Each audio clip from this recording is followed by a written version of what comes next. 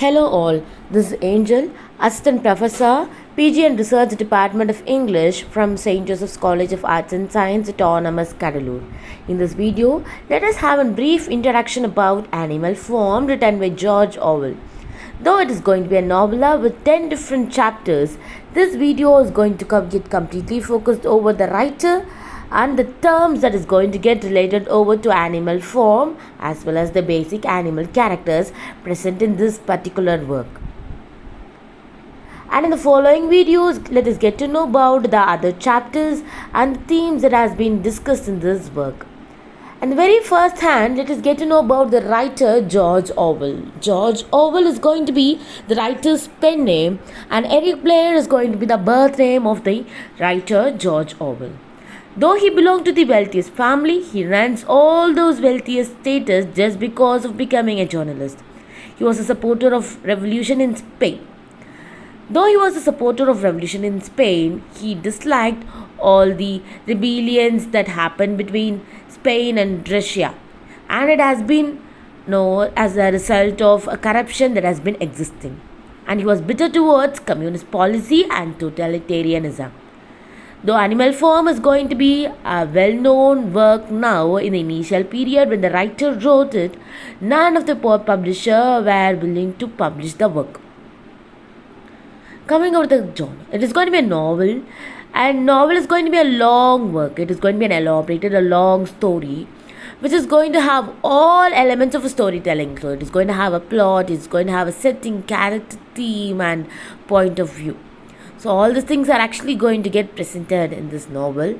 Novel is going to be a huge work which could run to 100 to 500 pages. But this is going to be a small novel. In other term, it can be actually termed as novella. So which could have just 50 pages in it, but it's also going to tell out a story. Coming out to the next term, it is going to be totalitarianism. And it is going to be a kind of dictatorship where one political party has total control and all opposition is ruthlessly suppressed. So though they don't even have any sort of consideration for the people who are getting suppressed or the community which is going to get suppressed. So they don't have any sort of consideration. So this is what this term totalitarianism means. And we are going to see this kind of things existing in our particular work. Next comes the theme, fable. Fable again is going to be a humorous story where in this fable we are going to have animals speak and they're going to act like human. They're going to have human characteristics indulged within them. So this is going to expose some human weakness as well. So this is going to be the reason for actually holding animals in this characters and in this work. And this story could be read in two different forms. One, it could be actually focused as a political satire, and in the upcoming slide we'll get to know what does this satire mean. And in other way, it could be just read as a fantasy novel. So it could be a funny fable which is going to tell about the animals' ownership and the control over the farm. Coming on the satire, I said it is a political satire. Let's get to know what does this term satire mean.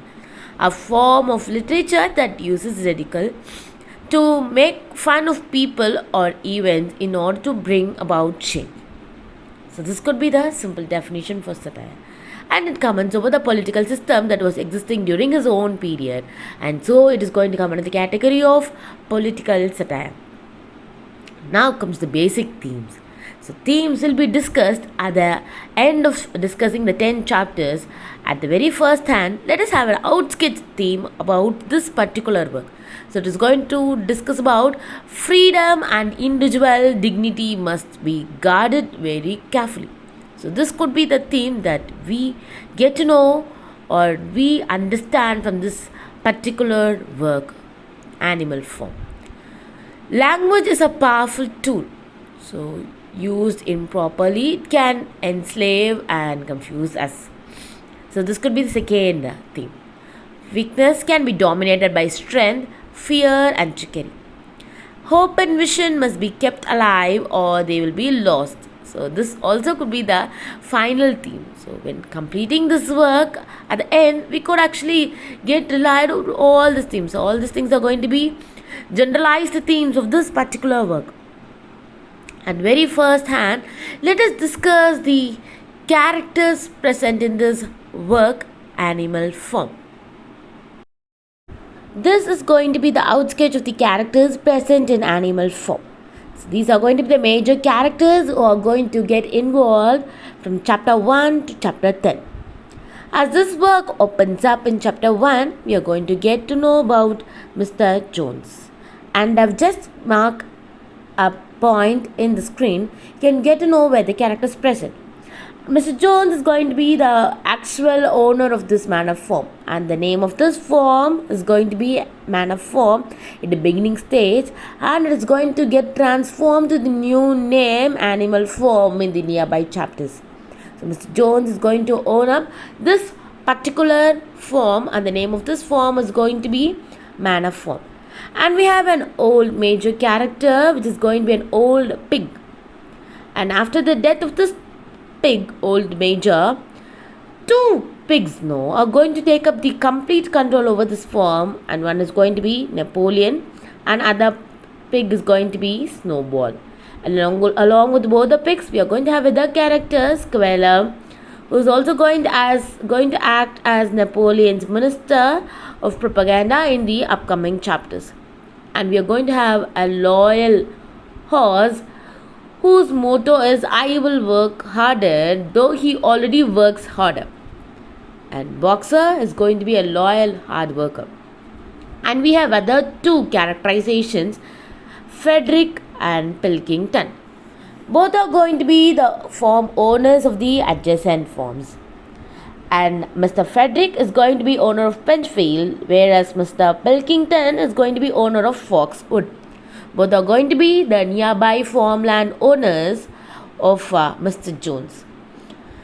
And there comes other animals. Before going to other animals, now you might actually have come over to a conclusion that we are going to have two different character sketch present in this particular work. One is going to be human characterization, and the other one is going to be animals characterization. So coming off the human characterization, we are just going to focus on three human beings in detailed manner. One is going to be Mr. Jones, Mr. Frederick, and Mr. Pilkington. And all others are going to be animal character, and still they are going to get considered as the major characters in this complete novel. And now comes the other animal who play their important role through the play.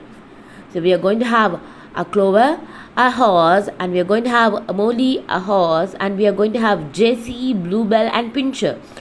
These three are going to be dogs, whom are going to contribute so much portion for our Napoleon.